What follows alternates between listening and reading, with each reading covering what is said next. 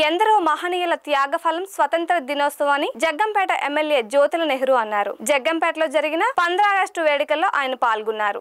ముందుగా తెలుగుదేశం పార్టీ కార్యాలయంలో ఆ పార్టీ కాకినాడ జిల్లా అధ్యక్షులు జ్యోతుల నవీన్ ఆధ్వర్యంలో జరిగిన స్వతంత్ర దినోత్సవ వేడుకల్లో నెహ్రూ పాల్గొన్నారు. అనంతరం జగ్గంపేట పంచాయతీ కార్యాలయంలో అంబేద్కర్ బాలికల గురుకుల పాఠశాలల్లో, ప్రభుత్వ జూనియర్ కాలేజీల్లో, ప్రభుత్వ ఉన్నత పాఠశాలల్లో, ప్రభుత్వ డిగ్రీ కాలేజీల్లో, టౌన్ హాల్లో జరిగిన స్వతంత్ర దినోత్సవ వేడుకల్లో ఆయన పాల్గొని జాతీయ జెండాలను ఆవిష్కరించారు. వివిధ క్రీడల్లోనూ, పోటీ పరీక్షల్లోనూ విజేతలుగా నిలిచిన విద్యార్థులకు బహుమతులను నెహ్రూ అందజేశారు. జ్యోతుల నెహ్రూ ఫౌండేషన్ ఉచిత డిఎస్సి కోచింగ్ సెంటర్లో నవీన్ జాతీయ జెండాను ఆవిష్కరించారు. ఈ సందర్భంగా నెహ్రూ మాట్లాడుతూ ఎందరో మహనీయుల త్యాగఫలం స్వతంత్రమని, ప్రతి విద్యార్థిని ఉన్నత చదువులు చదివి దేశానికి పేరు తేవాలన్నారు. చంద్రబాబు నేతృత్వంలో భావితరాల బంగారు భవిష్యత్తునకు విజన్ 2047 తీసుకురావడం జరిగిందని, స్వతంత్ర దినోత్సవం సందర్భంగా ప్రధానమంత్రి ఎర్రకోట వేదికగా ఈ కార్యక్రమాన్ని ప్రకటించడం జరుగుతుందన్నారు.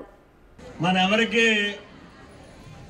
ఈ స్వతంత్రం యొక్క విలువ గాని, స్వేచ్ఛా వాయువులంటే ఏంటో గాని తెలియనటువంటి పరిస్థితి. ఎందుకంటే ఆ రోజు చరిత్ర చెప్తున్నటువంటి సత్యాలను కానీ ఒక్కసారి మనం చూసుకున్నట్టయితే భారత పౌరులు ఎంత నిర్బంధంలో జీవించారు అన్నదానికి చరిత్ర సత్యాలు ఎన్నో చెప్తున్నాయి. భారత పౌరులందరినీ కూడా ఏకోన్ముఖుల్ని చేసి ఇవాళ ఇక్కడ ఉన్నారు. వీళ్ళందరూ కూడా స్వతంత్ర పోరాట యోధులే. ఈ వేషధారణలో ఉన్నటువంటి వ్యక్తులంతా కూడా ఈ దేశం కోసం ఏమీ ఆశించకుండా రేపు పుట్టబోయేటటువంటి భారత పౌరులు స్వేచ్ఛా వాయువులతో జీవించాలి అనేటటువంటి ఒక మహదాశయంతో ఆనాడు ఉద్యమించినటువంటి ఉద్యమకారుల సందర్భంగా మనకి ఈ స్వేచ్ఛా అవకాశాలు వచ్చాయి. ఇది వింత పోకడలు తొక్కుతున్నప్పటికీ కూడా దాన్ని నియంత్రించాల్సింది, సరి అయినటువంటి దారిలో పెట్టాల్సింది మీరు అని నేను అంటాను. మీరు ఉన్నతమైనటువంటి విద్యను అభ్యసించి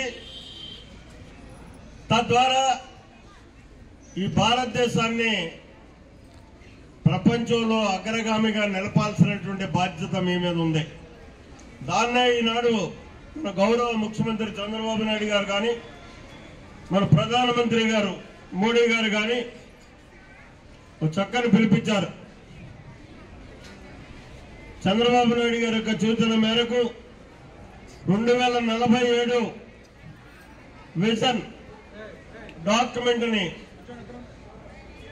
భారతదేశ వ్యాప్తంగానే వేళ ఎర్రకోట మీద నుంచి మన ప్రధానమంత్రి గారిని నినదించినటువంటి పరిస్థితి ఉంది.